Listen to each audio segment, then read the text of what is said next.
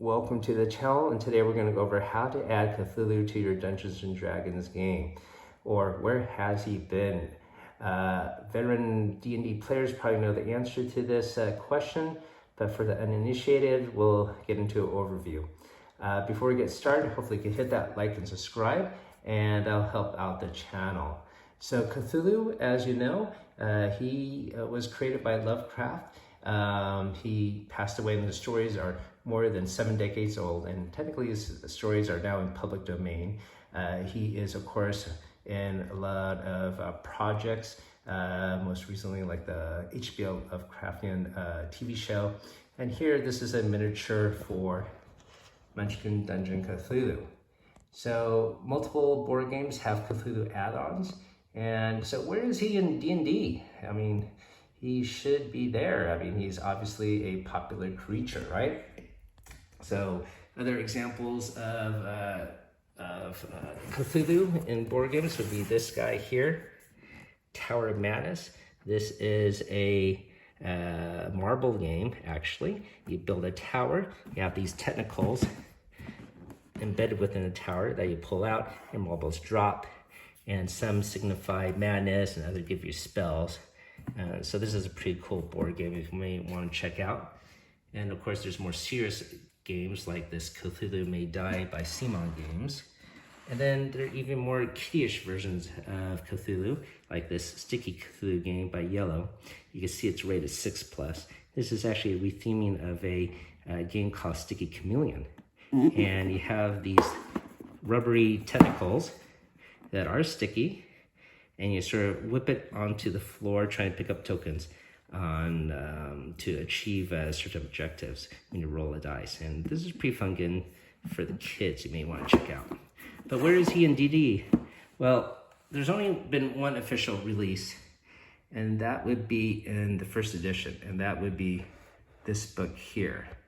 This is the Deities and Demigods, and this is the second printing of the first edition. I'll tell you how to tell, or how you will tell the printings apart. What you do not want to get is the third printing, which can be confusing, and the printings after that actually do not have Cthulhu. So let's take a look at the book. First of all, it has a nice, beautiful cover here by a veteran artist. I believe his name is Otto.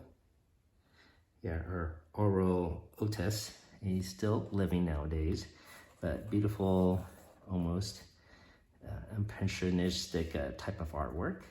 On the back, it says, provides the Dungeon Master with gods and heroes and monsters from myth and legend.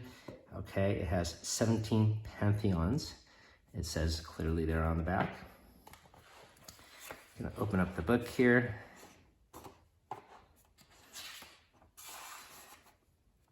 And in the table of contents, you can see Cthulhu mentioned.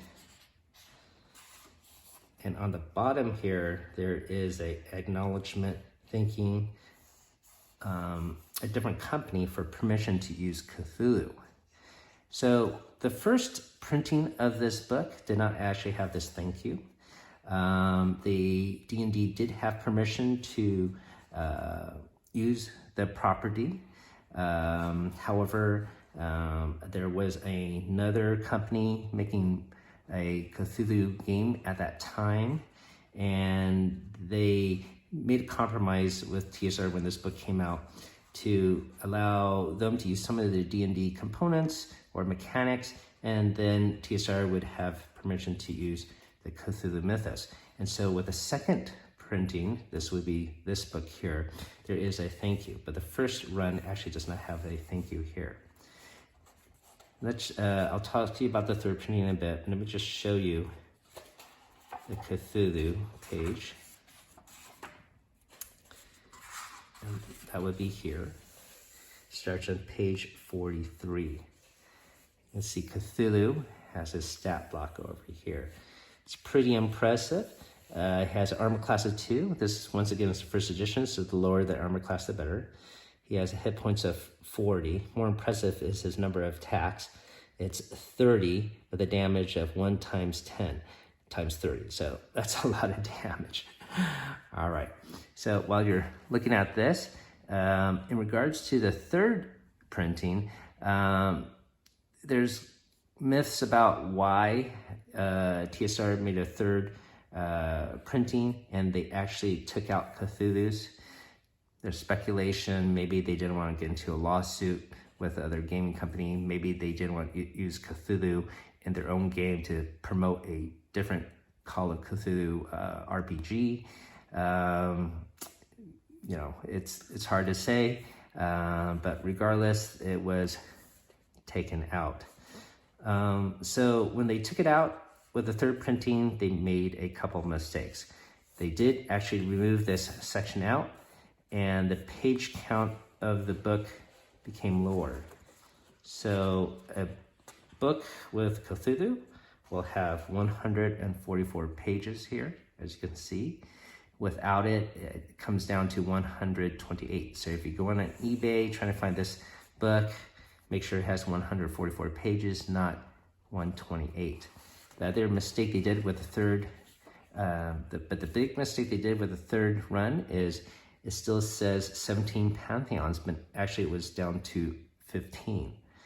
And also, another mistake they did was they still included this thank you to use Cthulhu, but once again, there was no actual Cthulhu in the book. So that would be the infamous third printing of this book. Now, by the time they made a fourth printing and subsequent printings after that, those errors were fixed, the thank you was removed, and this was changed to 15, and the table of contents was corrected as well, and the Cthulhu was removed from the table of contents. So those are the three things that they changed. But once again, the simplest thing to do is really look at the page count. That's probably the easiest way to do it. And you're looking for a book with 144 pages. So there you go, a little quick overview on Cthulhu and D&D. And he's still not in 5th edition. I don't know if he'll ever be in the new edition coming out next year either. Of course, people have added Cthulhu as third-party sources, so that's cool. But officially, he's only in the 1st edition here.